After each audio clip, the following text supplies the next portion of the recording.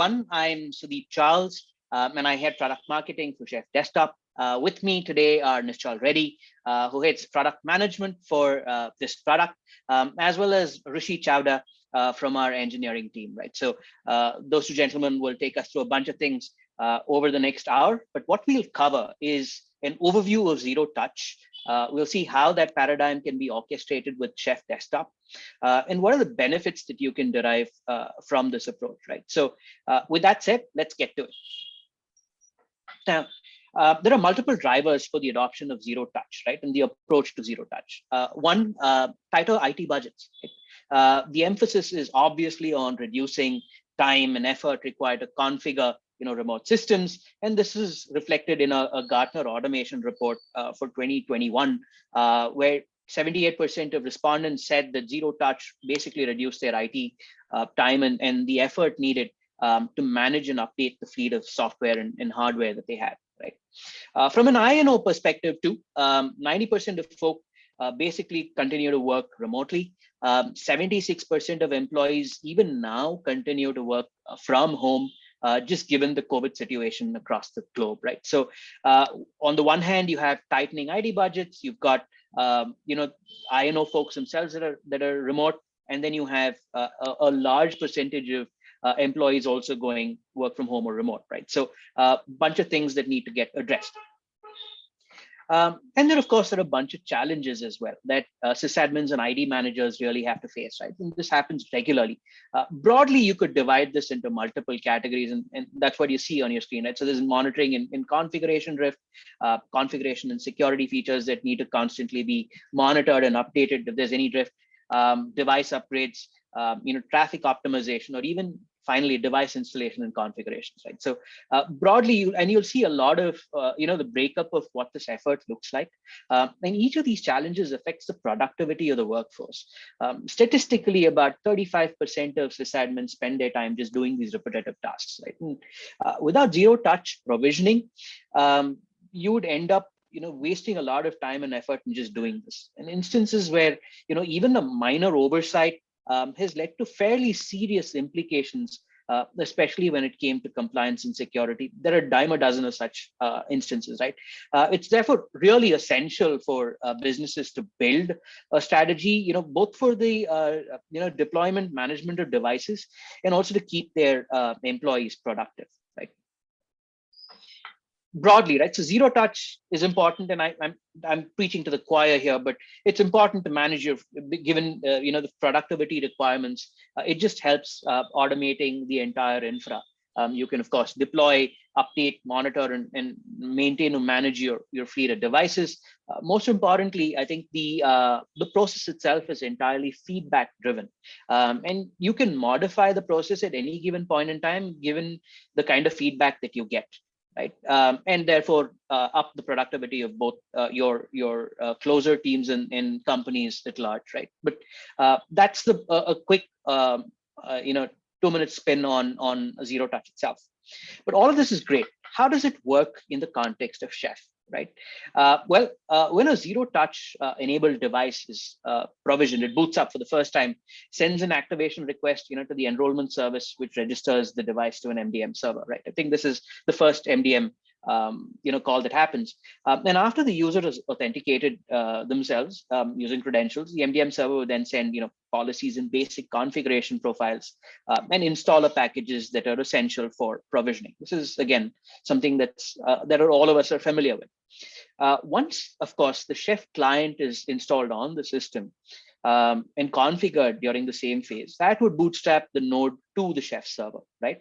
So by the time the provisioning completes, the Chef client would have applied all configurations, performed a bunch of compliance checks on the node, and would have reported back to the server, essentially giving you visibility of what that node looks like, right? So this is pretty much how it works in a nutshell. And Nishchal and Rishi will take us through more of this in detail. But before that, right? What are basically the kind of benefits that you have? Again, like I said, preaching to the choir here. Eliminates a bunch of time, a bunch of processes, a lot of effort, a lot of time. It accommodates a range of platforms, and especially so with Chef. You could use Chef to configure both your Mac OS devices and your Windows devices. It's easier to automate your fleet, especially when your fleets are large and run multiple operating systems. Really flexible, in terms of applying configurations to fleets and do so efficiently. And of course, most importantly, you get visibility to the fleet itself. And this is crucial, not just for your own peace of mind, but also helps in certifying compliance for audits for any periodic compliance related stuff that you need to do for your fleet, right? So, and this can get done very quickly. Well, with that said, we'll have Nishchal walk us through some of this detail and a little bit of a demo as well. But before that, you'll see a couple of poll questions that pop up. Do take the time to respond to these polls, and we'll discuss the results of these questions towards the end of the webinar. With that, I'll hand it to Nishchal to take us through the details of Zero Touch.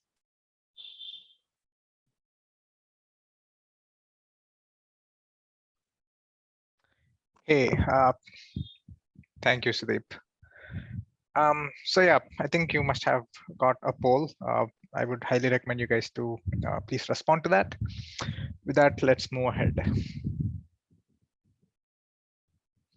Let's first look at how zero-touch enrollment works in detail, and then we'll see how Chef fits in the whole workflow. And here I'm going to illustrate and explain how zero touch is done in the Apple ecosystem, but it is very similar for how it is done on Windows as well. So first you will need an MDM, and then you should also have Apple Business Manager account, and then you have to integrate both of them or connect both of them to work together.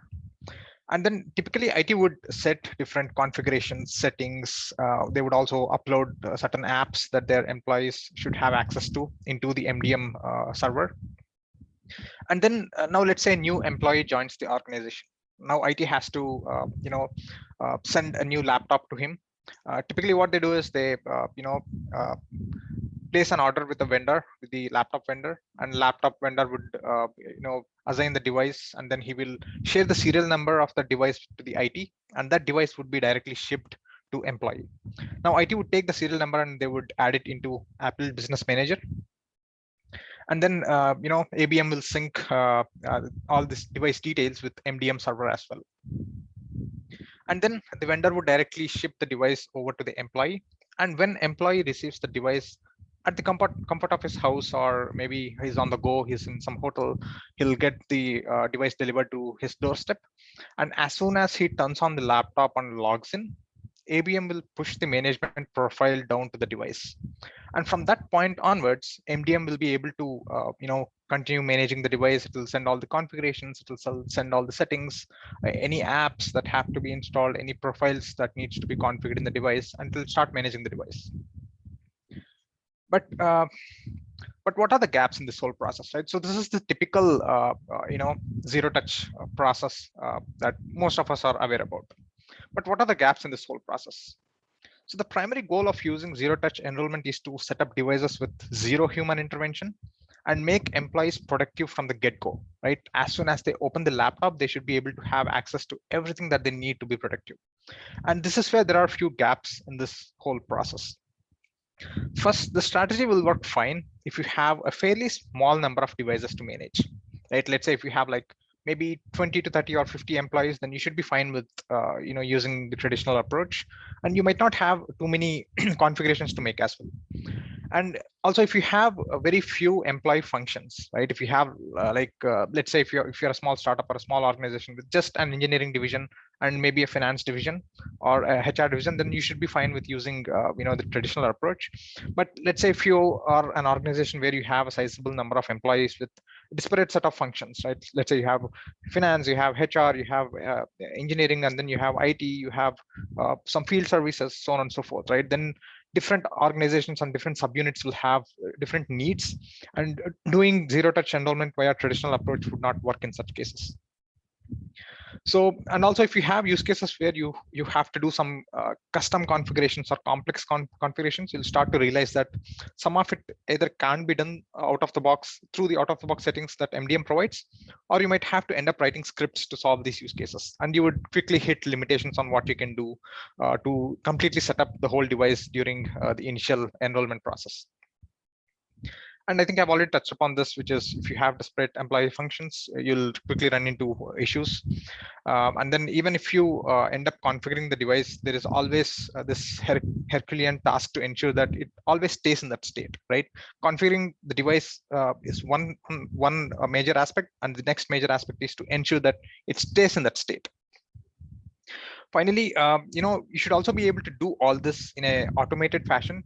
If you have too many manual steps to completely provision a device, then it's not true zero-touch enrollment, right? So this is, I think, good segue to look at where Chef fits in and how Chef can help optimize the whole zero-touch process for you. So first, you can continue to use your existing tools that you have in place. For example, you can use your existing MDM solution. You can use any other tools that you use. And then, so you can first enroll the device. As soon as the enrollment happens, you can push Chef client onto the device. And then, you can bootstrap the Chef client, and then Chef will take over the management tasks from that point. It can be used to apply device policies. It can be used for compliance hardening. It can provide you a unified view across your entire fleet, be it Windows, Mac, or Linux. It will provide high-level inventory, and it can also provide complete change history of what has changed, when, and why, by whom. And then finally, you can also get a compliance posture into your fleet, so you can quickly have a look at a dashboard and say whether your fleet is compliant or not. And so once the Chef is provisioned, it can then take over and install necessary tools, configurations. It can apply necessary configurations. It can apply any settings, and then also it can ensure that the devices will continue to stay in that state. So let's see how zero touch will look like when you make it work along with Chef. So the initial step for zero touch will remain same, that if you already have a zero touch setup with your MDM, then as soon as the device is enrolled, you can deploy Chef client onto the device, right? So in the first step, as soon as the device is open and it is logged in, you would configure your zero touch enrollment process to deploy Chef client onto the end user machines.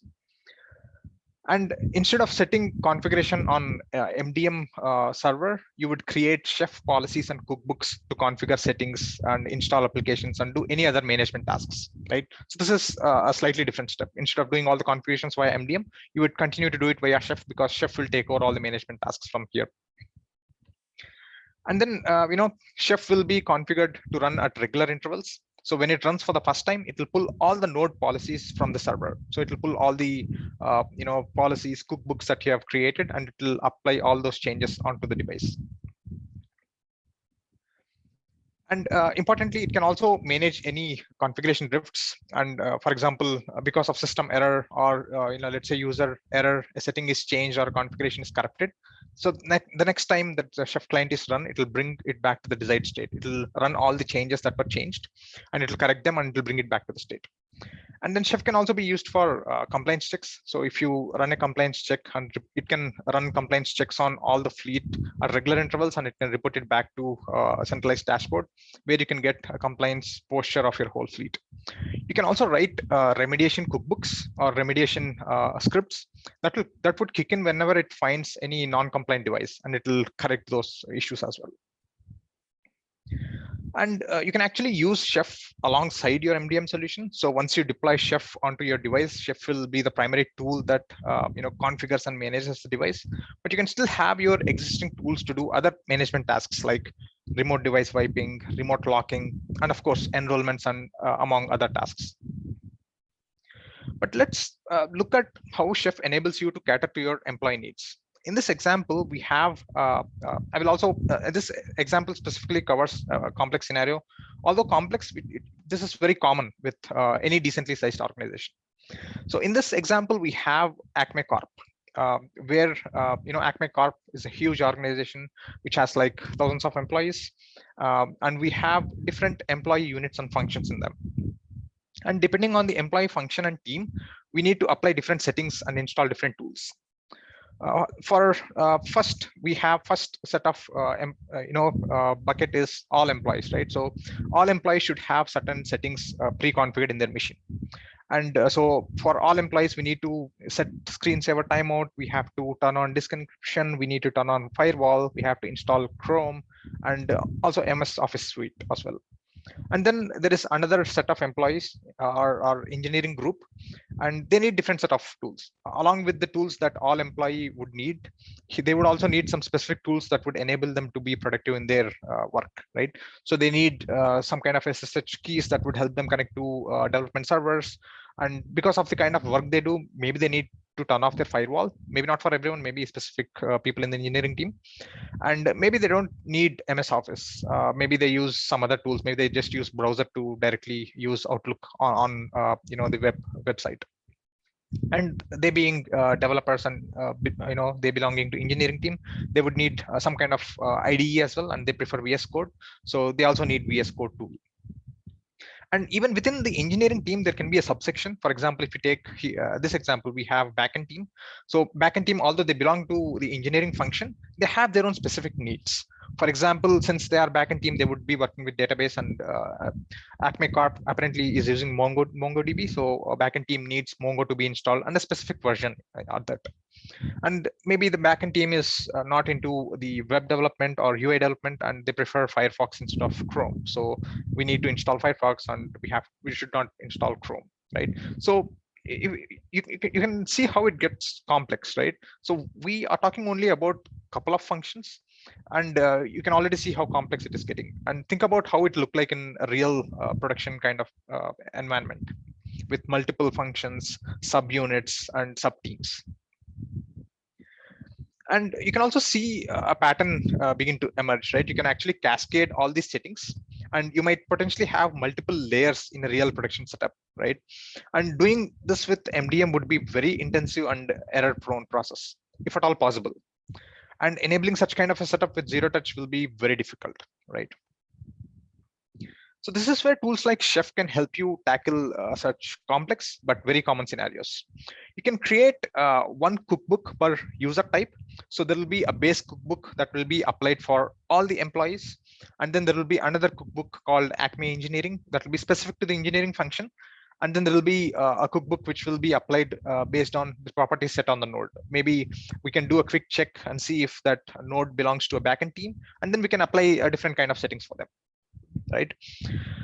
And then we can create policies for each of these groups. So Acme all employees policy will include just the base cookbook, because we only have to apply the basic settings like screensaver, disk encryption, firewall, Chrome, and Office, right? So the base policy, so all employees would have a policy that would include only the base cookbook, whereas the Acme engineering policy would have both the base as well as engineering specific cookbooks. Similarly, we can create another policy specifically for backend team that would include the base, engineering, and backend cookbooks. This way you can have multiple layers, and you can really configure your fleet to specific needs of different functions, teams, and even sub teams, or even to individual employee needs. And this pattern can help you not just regular management, but also zero touch to the next level, right? And configure the machines to very specific needs. And you can make your employees much more productive from the get-go, right? From the moment they open their open their laptops, they would be able to get access to everything that they need to get their work done, right? From the tools, not just getting access to the tools, but also those tools can be configured to very specific settings. And now let's look at a small demo, which will give you a flavor of what it looks like using Chef in an environment to configure different laptops. And we will probably show you how you can use Chef to do zero touch deployment. And in this process, we'll show you how you can configure different settings like screensaver settings and also enable automatic logout, and configure disk encryption and firewall, or do application management. We'll install few applications, and we will also change some power management settings, password policies, operating system update settings, and we'll also show you how you can install some applications. So here we are considering that that we are trying to configure an engineering team laptop, and then since they're from the engineering team, they would need access to an IDE and probably some kind of a development environment. So we'd be installing VS Code. We'll also configure VS Code to have certain kind of extensions, and then we'll also include Google Chrome, and then we'll also install a specific version of Node as well. So this will give you a sense of how you can leverage Chef to do zero touch and take zero touch enrollment to the next level by making sure you configure the end user machine to specific needs of the organization. So with that, I'll hand it over to Rishi. Rishi is from the Chef desktop engineering team. He will walk you through a small demo which will cover all these aspects. So Rishi, over to you. And while Rishi is taking control over the screen, you will probably see another poll popping up on your screen. I would highly recommend you to take a moment and answer that poll. The poll is around what are the major challenges that you're facing while validating and changing the configurations of desktops and laptops. So there are a couple of options. You can feel free to choose what makes most sense for you. So over to you, Rishi. Thank you, Nishal. Okay, so we'll take a look at some of the ways we can configure and manage our endpoints, and we won't try to dive very deep into the technicalities, but we'll just quickly see how all of these configurations can be managed and how we can configure these endpoints with Chef Desktop and infra resources, community cookbook, and how compliance would work.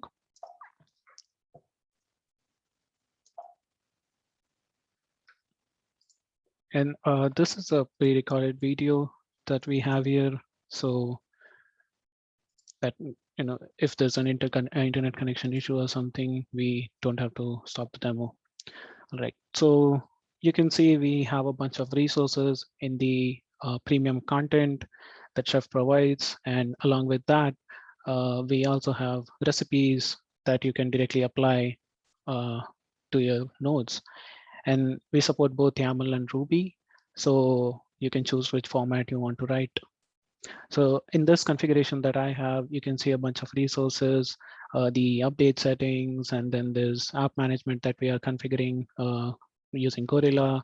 And then we have scheduled infra client to run every 30 minutes. And then there's power management settings. So there's a whole lot of things going on here. And you can see with just a couple of lines, we can configure all this stuff. I've also leveraged infra resource, that's Windows package. And we are going to install Visual Studio Code and a couple of extensions. And apart from that, there's also a community cookbook for Node.js that we have used here, and it's pretty simple to use. So what we do is we go to the policy file, we say that, okay, this is the Node.js cookbook I want from the supermarket, and this is the version I want. We add it to the run list, we include the recipe, and that's it. With just 2 lines of code, we have configured Chef to install the latest Node.js version if there's no Node installation on the device. So then we just push it to the infra server, and that's it. Any node connected to our infra servers would just get the configuration on the next run. So once the policy is uploaded to the Chef server, it is ready to be applied. And this is how it would look like in zero touch setup. So normally we would bootstrap them in this way. We would want to do that. That's the whole idea around zero touch. So there's a few ways to accomplish this. So we can have an Active Directory integration with Mac. We would have Apple Business Manager, and the MDM can then fetch the credentials. Whatever setup you have, you can use any MDM service provider, or you can have your own custom MDM servers. So at this point, the device would connect and authenticate itself, get all the configurations, and with that, Chef client will also be installed, and then Chef client would bootstrap. And by the time we are done, you can see everything is installed and the system is configured. So we'll take a look at some of the settings that we did. So this is a screensaver. We set it to 20 minutes. And then there was a node installation. So we'll just quickly go to PowerShell and see if node is installed. And you can see the latest stable version is installed. And then VS Code also has the extensions that we wanted for a JavaScript developer, right? All right. So with this, we have pretty much configured like a basic, you could say, set of tools and whatever the developer might need. And then compliance is also run. So you can see all the different checks have passed because this is newly set up a system and everything ran fine. So now what we'll do is we'll try to change the settings. So the user might also try to change the setting, and let's change it to 25. So this is higher than what we would want them to have. And what we're going to do is we'll run the inspect profiles from here. Now, generally, Chef Client would run on the node in every 30 minutes. So at one point, it will catch that and it will report it back to the dashboard. But just for this demo, what I've done is just run the inspect remotely. So this has triggered the compliance profiles on all our nodes that are connected to the server. So I can see it reports that the system is not compliant, and it shows what's the issue. You can see the screensaver timeout has been changed. So it shows an error for that. So it was supposed to be 1200 and now it's not. So how can we remediate that, right? So to do that, we just go to the cookbook and we just set the allow lower user idle time to false. So what this would do is it would disable the place where we change the idle time. So we just update the policy and then we push it to the server. And once it is pushed, we would run the Chef client here for the demo. I'm just going to run it on the node, but generally in the next client run after 30 minutes, since it's scheduled, it's going to remediate that, run a compliance check, and report it back to the dashboard. So we don't have to do anything. It just takes care of it. So here I'm running the Chef client manually. And the good thing about it is now, since there are also a lot of other settings, and Chef's main feature is item potency. So what that means is if it will first check which configurations have diverged and which configurations are correct, and it will only try to fix what is changed. So you can see it is skipping a lot of stuff, and that's good. We won't want to waste our time on that. So looks like it has fixed it. So let's check. And now you can see the user cannot set any other time, and we have reset it back to 20. So that's a good thing. So back at our dashboard, let's refresh, and we can see the nodes are compliant again, and all the inspect controls also pass. So without any you could say manual effort, we have made sure that the systems always stay compliant, and we don't have to keep it as 30 minutes. We can have it as we want. So yeah, that's pretty much it for the demo. And I'll sorry about that.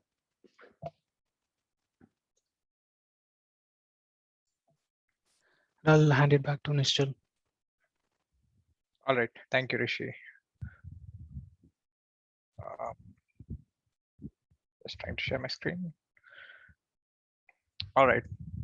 So we've just seen how Rishi has walked us through a small demo, which has given us a flavor of how Chef can help us take zero touch to the next level and configure the endpoint fleet to specific needs, not just setting simple settings and then installing applications, but also configuring those applications, and can do much more.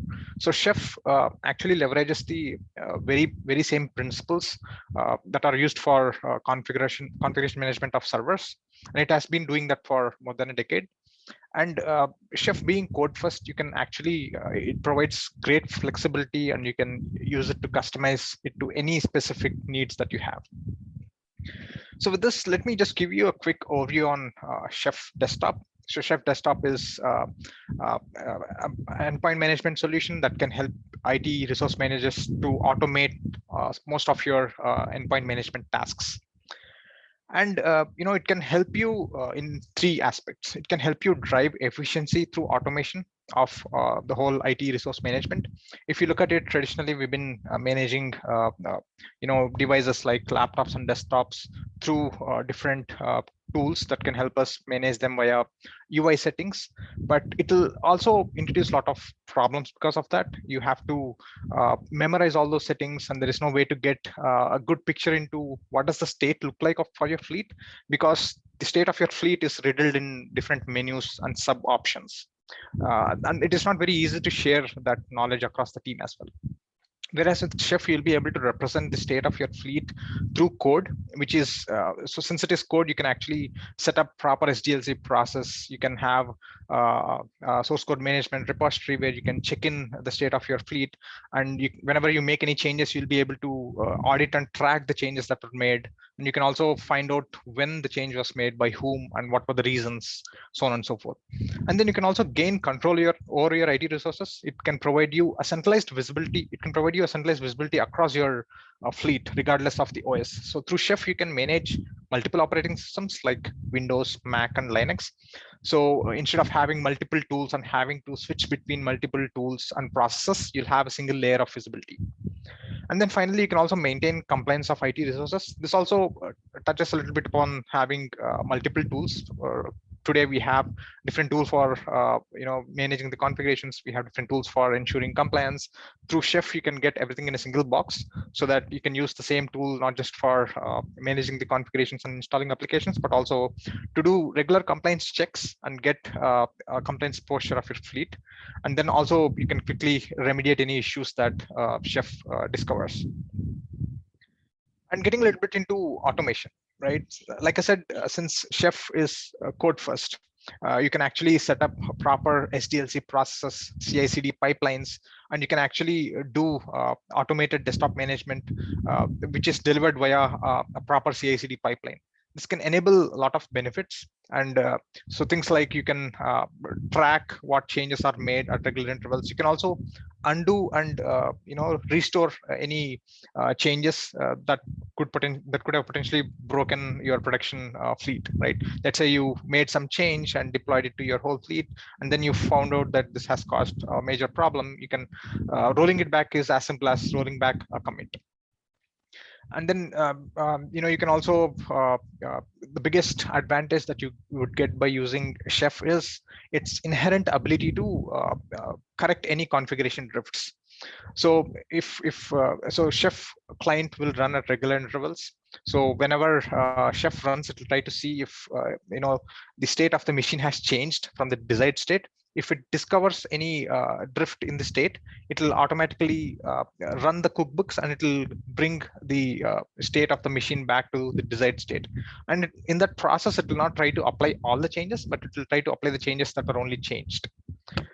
And so again, Chef being code first, and your ability to actually apply proper SDLC processes like having CI/CD pipelines, doing peer reviews, and also having your endpoint state as a peer reviewable code, it will help you move really fast. Right now, you'll not be having this in your mind that what will happen if I make some change and it will break my production fleet.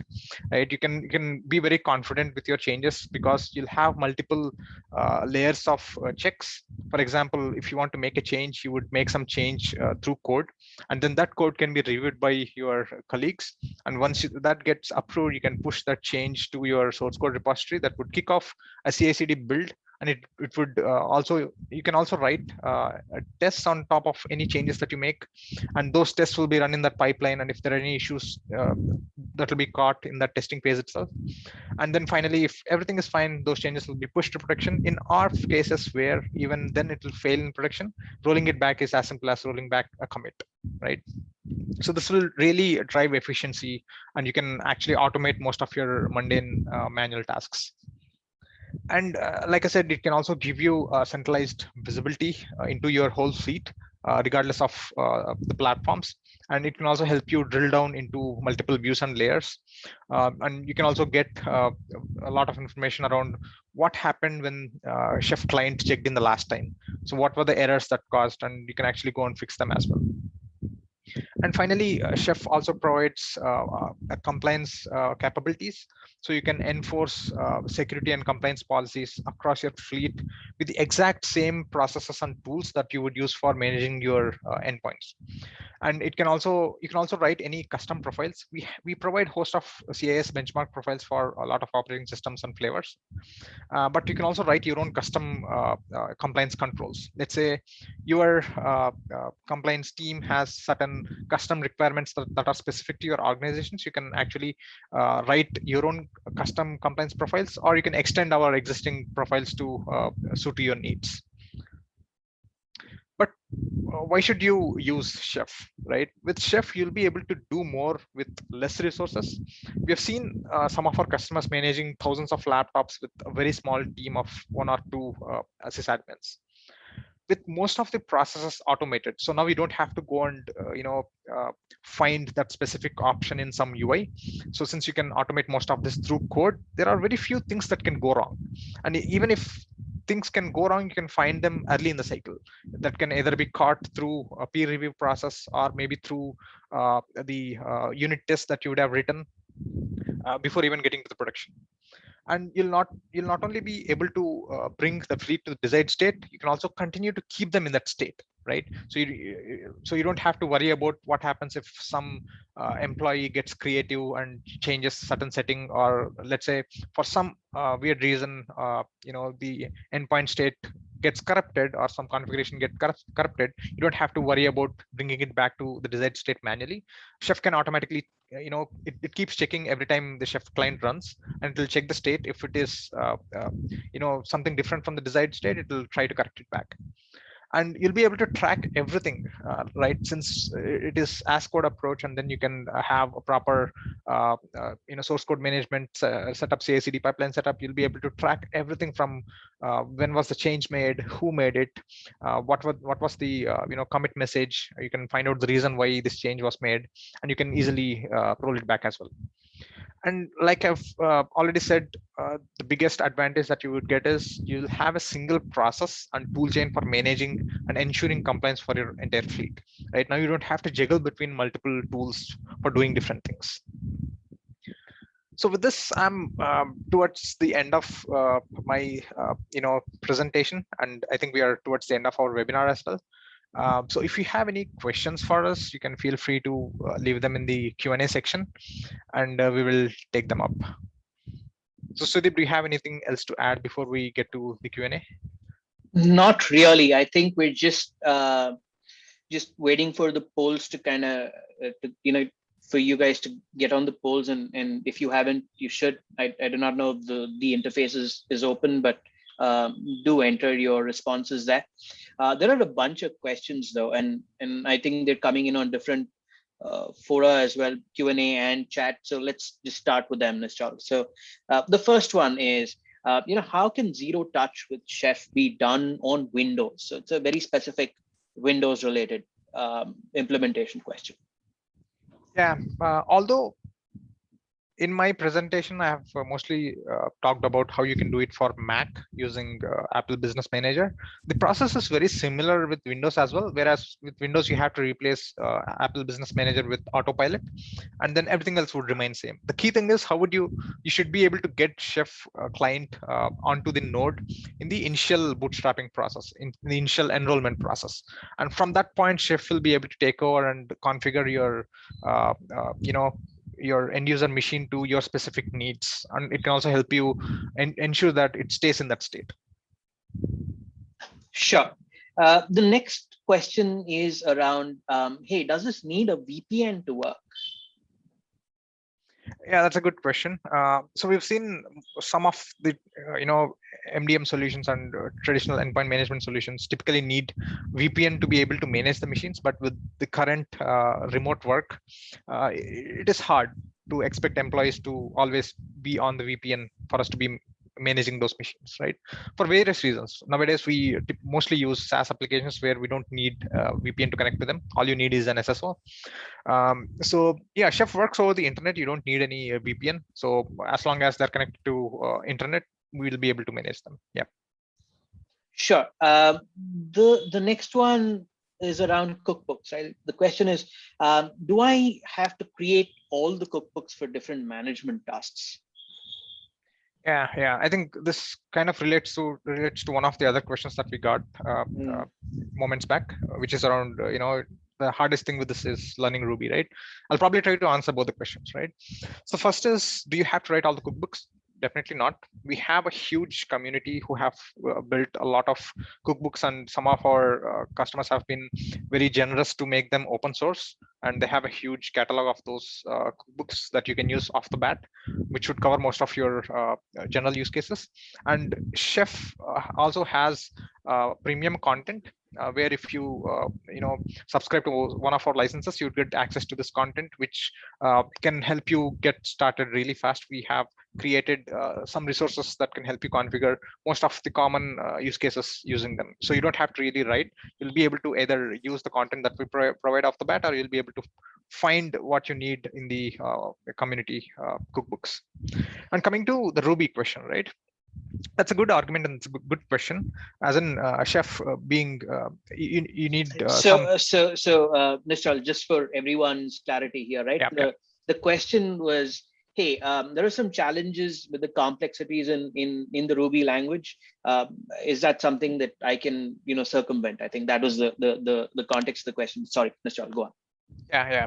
I think the answer is very similar to the one that I gave a couple of moments back, right?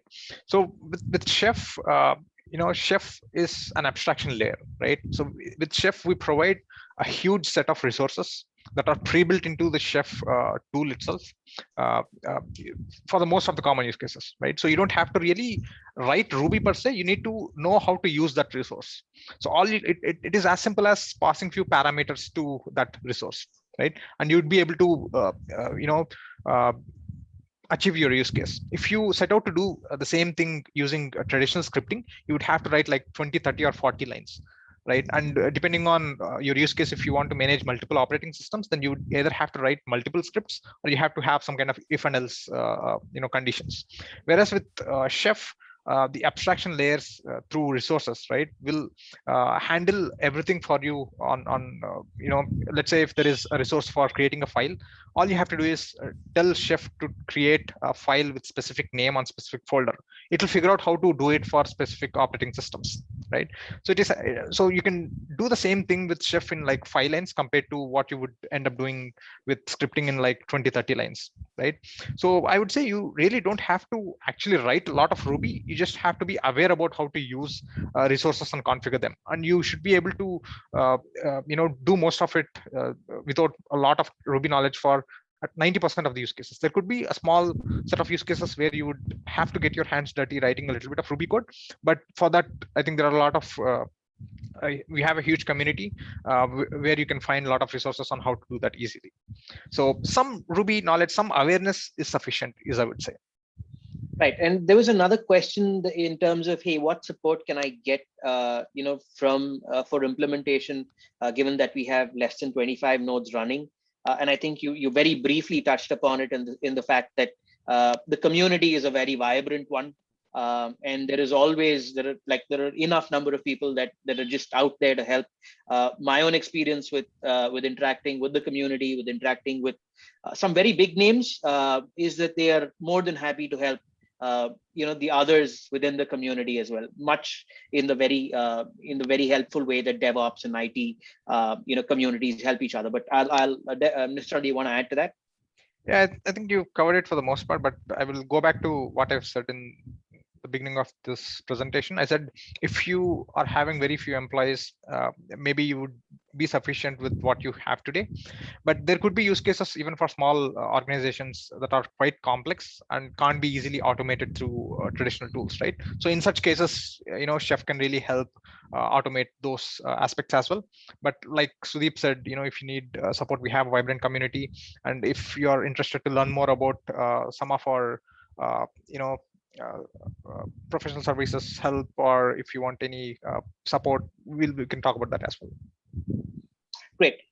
There's another one, and this is a question that comes up a lot, right?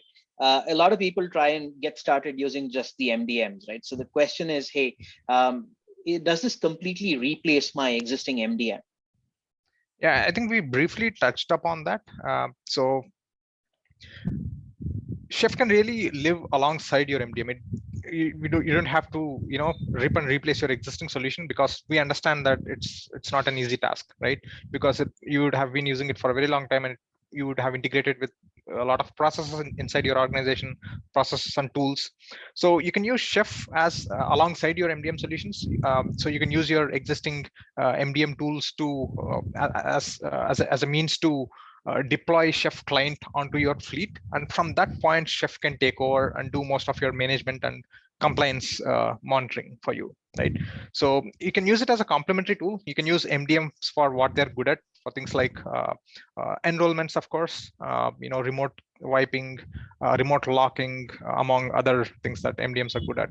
Whereas you can use Chef as the primary tool to do configuration, installing applications, and also configuring those applications to specific needs, and also doing compliance monitoring and ensuring that your fleet stays in that compliance state. So yeah, I think it can complement well with existing set of tools that you would have. Great. The next one is around the kind of support for operating systems, and what operating systems are supported. I think we briefly spoke about that, but Nishal, maybe you want to talk about that, and also talk about a little bit of the Linux-based issues that we've seen our customers face. Yeah. So we support all major operating systems, Windows, Mac, and Linux. And Linux is interesting because when we spoke with a lot of practitioners from sysadmin space, what we've heard is there isn't a really great tool to do Linux management, specifically because there are so many flavors out there, right? And there is no one tool that can manage all these different Linux flavors.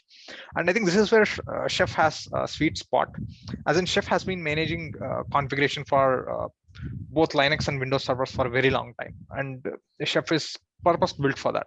And Chef can be really a good tool for filling that void. So if you have a Linux fleet that you want to manage, you should definitely look at Chef. That can really alleviate a lot of problems that you would encounter with other tools. Great. So let's take I think those were pretty much most of the questions that we had, but keep them coming. And while we keep our ears and eyes open for Q&A, let's just take a look at some of the poll results. Could we just probably get the results, please? Right. So what are the most critical challenges with implementing zero touch? And I think it's even Stevens between machines running multiple operating systems and flexibility in implementing that, from a company specific perspective. And of course, there's limited budgets and other reasons as well. But is that something that you're seeing, Nishal? I remember that this is definitely something that that I have seen a lot of, multiple operating systems that require support, and of course a lack of flexibility. But do you see any different? Yeah, I think first two are pretty common, what we hear from our customers and from general practitioners in this domain, right? So if you look at it, any typical organization would have more than one tool to manage their machines, one for their Windows and Mac fleet. And then typically the people that I spoke to at least didn't have something in place for the Linux machines. And it's just, if you are using two different tools, right? I mean, the way you configure one machine would be very different from how you configure the other operating system. And the processes, the tools, the options are completely different. and you would need to learn two different tools, and then you need to juggle between them, right? And you'll not have the single view into your whole fleet, right? For you as an IT admin, you're only concerned about whether that that device is properly configured or not. If you can do it with single tool, it will just make your life very easy, right? So yeah, this is like a very common problem that we've been hearing. The second is lack of flexibility in implementing company specific configurations. I think this is where there is, like I said, there are few gaps in existing MDM tools. So MDM tools can really do a great job at configuring fixed settings, right, that they provide out of the box that you can do via UI. I mean, that has its own inherent problems as well, like what we discussed a few moments back. But they're really good at setting those fixed set of configurations. But when you get into scenarios where you have to do something custom for your organization, right, that's when you start hitting a lot of limitations. With though MDMs provide scripting capabilities, they come with their own set of limitations, right? Like we discussed, you have to end up writing a lot of lines of codes, and then you have to keep repeating and duplicating those sections of code in different scripts, and there is no proper way to manage those scripts in MDMs, right? And then you don't have these abstractions that come with scripting, right? You have to mostly write your own logic every time. So yeah, I think configuring to specific configurations of your company is a challenge, and more so if you have disparate set of functions and units in your company, right? So it will become very hard. So yeah. Sure. And can we have the next poll up, please? Right, key challenges faced when changing configurations of desktop and laptops. Overwhelming majority in terms of saying, hey, getting desktops and laptops into their desired state. And of course, then there's slightly lesser pain of passing audit checks. Fairly consistent with what we're seeing, Nishant? Yeah. So again, I think this is another area where MDMs have some gaps. So like I said, MDMs are really good at setting configurations and profiles, but they don't really do a great job at telling us what to do when a device goes from a desired state to some other state, right? They don't automatically fix that. So it's mostly fire and forget. They try to apply the settings, and they hope that the settings are properly applied. There is no way to ensure that the settings are applied and then correct them if they are not, right? So I think this is a very recurring pain point to ensure that devices are brought to a desired state, and also give them a way to confirm that, right, that the devices are in the state, and if they're not in that state, what percentage of fleet is not compliant, and then how do we ensure that we bring that back in a consistent automated way. Sure, great. That's pretty much all we had. Any closing comments before we wind up? No, I think I'm good. Yeah. Great. Thank you everyone for your time. We do hope to engage with you over multiple such webinars planned over the next few weeks. But with that, I'll hand it back to Raisa. Thank you.